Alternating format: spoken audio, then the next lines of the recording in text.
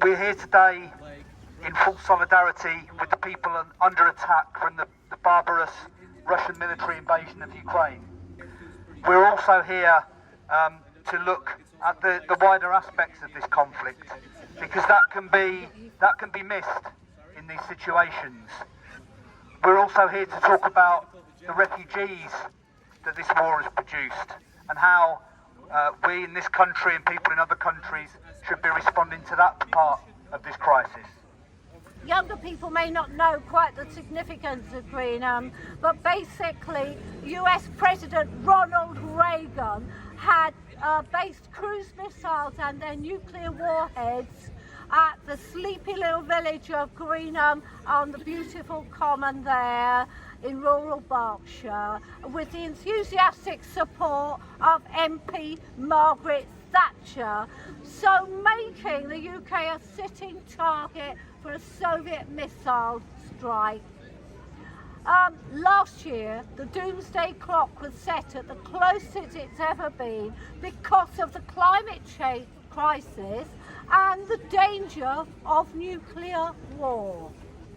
Now we have a third crisis, the war in Ukraine, and once again things hang in the balance. Solidarity with the people in Ukraine, solidarity with the brave people in Russia who've come out to condemn Putin's war. Putin must withdraw his troops and his armaments, and we must negotiate a peace.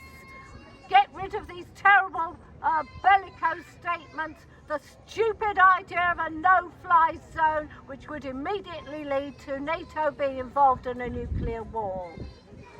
What we don't want is to make this crisis even worse. What we don't want is for measures to be taken which will harm the people on the ground even more. That's what this rally is about today. And we know that that is a debate. That isn't something that everyone immediately agrees with. Lots of people have said to us, why are you talking about NATO as well? Why are you talking about the wider issues? But we want to emphasise that takes nothing away from our determination to show our solidarity and our horror of what's going on for people on the ground. I think it was really inspiring this morning to see the news of the people in Kherson in southern Ukraine coming out in their thousands onto the streets to oppose the Russian tanks, and of course people across cities across the country. That's really inspiring. It's really inspiring to see thousands of ordinary Russians coming out onto their streets in the face of the fiercest repression to stand up to Putin and his war drive. I can actually remember the setting up of NATO in 1949. Its purpose being to present a bulwark against the might of the USSR. It would have been logical to disband NATO after the collapse of the Soviet Union in 1989. That didn't happen, as the USA in particular saw NATO as a means to ensure their fingers are in every pie possible. Today it is farcical to view NATO as a defensive organisation. It has drawn 14 new countries into the organisation. Most of those countries were part of the USSR. It should surprise no one that the Russian leadership has become increasingly jumpy with the prospect of NATO butting up to its borders. Contrary to the view of Kier Starmer, by criticising NATO, I do not lend support to Putin. Russia should withdraw its troops and pay reparations to the people of Ukraine for the hell they have brought on that country. It's ironic we now see a campaign to stir up opposition to all things Russian. Russian vodka removed from shops, Russian artists and performers shunned, and yet our country is awash with dirty money brought in by Russian oligarchs who've been given golden visas by our governments on the basis of their wealth.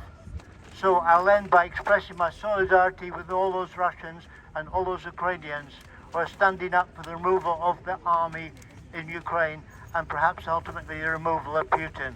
Solidarity with the Ukrainian people, solidarity with the Russians who are resisting Putin. One of the issues that is always caused by war is that of seeing millions of people fleeing that country and becoming refugees. We also are here today to stand in solidarity with those people fleeing Ukraine and trying to get a life for them and their families while this awful war continues. Usually, where there's a war, the first casualty is usually truth. We need to be vigilant, not to be misled by propaganda which speaks to the advantage of some and for the disadvantage of others.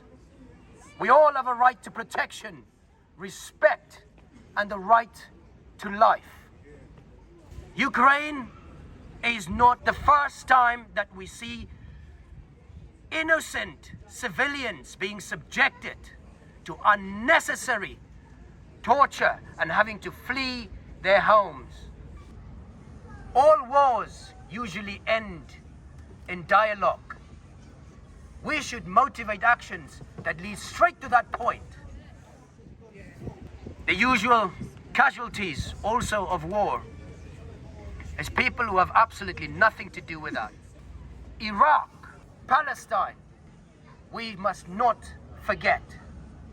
And as we may see some people coming and fleeing for safety to our country, I urge you to be compassionate and accommodating of such individuals, showing them what we believe in: peace, safety, and prosperity for all.